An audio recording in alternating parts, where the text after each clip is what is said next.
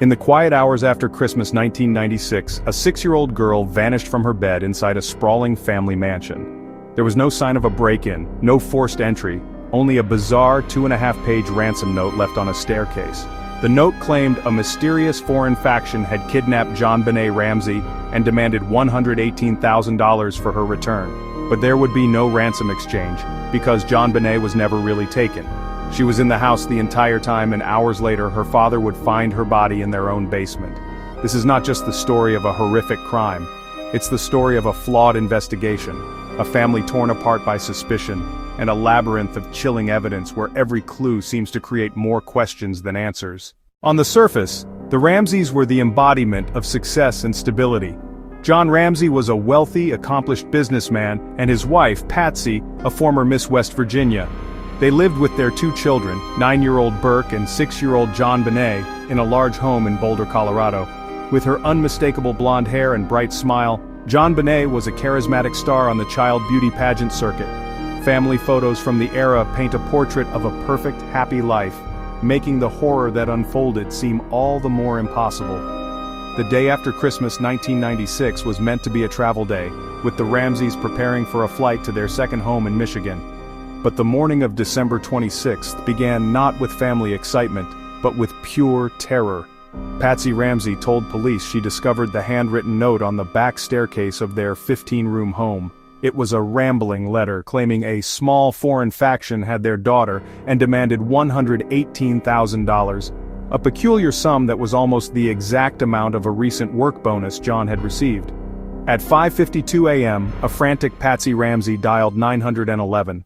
From the moment that 911 call was made, the investigation began to derail. The first responding officer treated the home as a kidnapping, not a potential murder scene, the first of many critical errors. The house was not secured.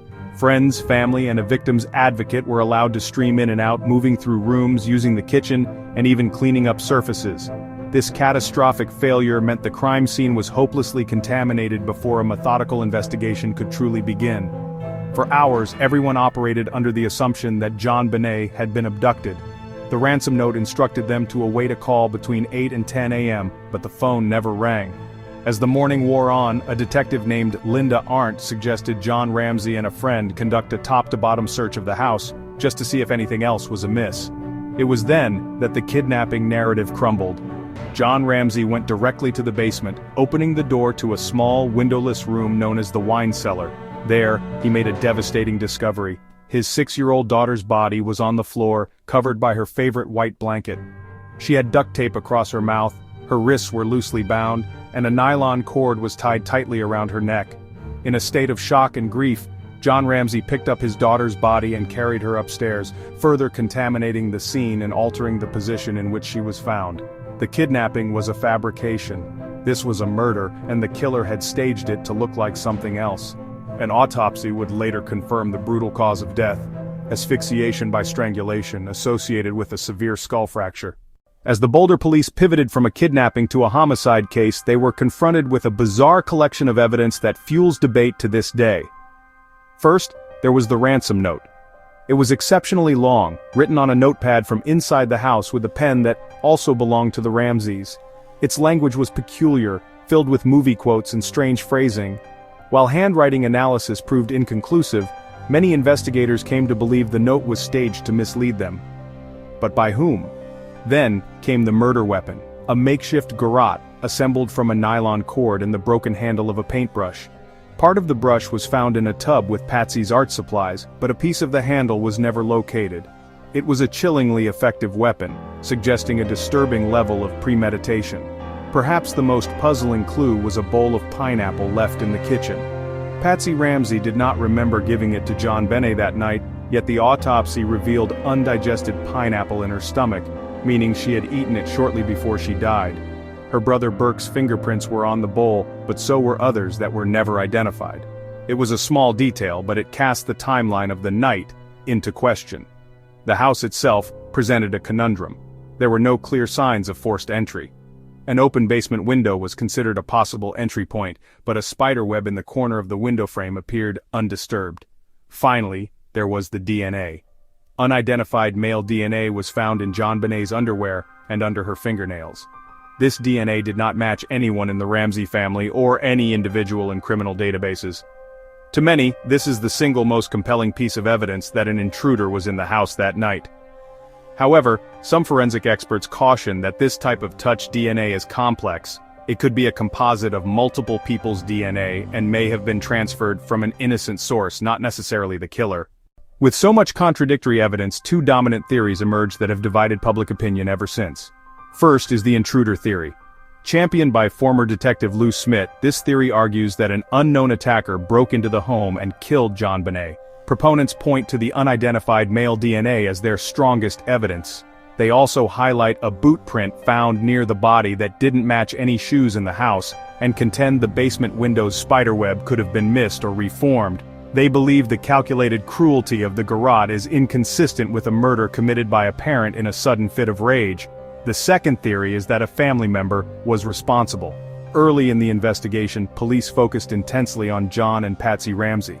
Supporters of this theory believe the staged crime scene points to a cover-up. They question why a kidnapper would spend time writing such a long note inside the house, only to kill the victim and leave her body behind.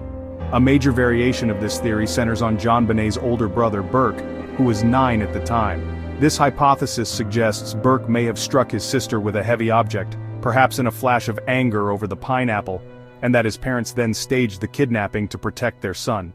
The Ramseys have always vehemently denied these accusations. For years, a cloud of suspicion hung over the family. In 2008, citing the results of new DNA testing, Boulder County District Attorney Mary Lacey publicly exonerated the Ramsey family and issued a formal apology. However, this exoneration is complicated by a long-suppressed fact. In 1999, a grand jury voted to indict John and Patsy on charges of child abuse resulting in death. The district attorney at the time, Alex Hunter, refused to sign the indictment, believing there was insufficient evidence to secure a conviction, and so charges were never formally filed. The case is a tangled web where every piece of evidence seems to lead in multiple directions. After hearing the arguments, what do you think happened? Was it a calculated intruder or a desperate cover-up from within? Let us know your thoughts in the comments, and if you find this investigation compelling, make sure to subscribe for more deep dives into history's most enduring mysteries.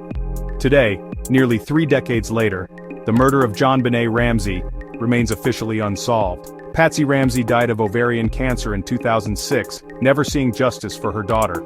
John Ramsey, now in his 80s, continues to advocate for the case, pushing for advanced DNA testing on key pieces of evidence. He believes modern genetic genealogy, the same technology used to catch the Golden State Killer, could finally identify the source of the unknown male DNA.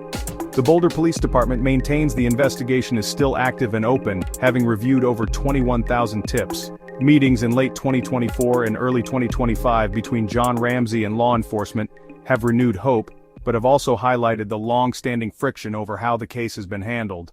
The JonBenét Ramsey case is a cautionary tale of how a flawed initial response can cripple an investigation for decades. It is a story that lives in the gray areas, where every fact has a counterfact and every theory has a hole. At the heart of it all is the profound tragedy of a 6-year-old girl whose life was brutally cut short. And so, the question that arose on that cold December morning in 1996 continues to echo, unanswered: who killed JonBenét Ramsey?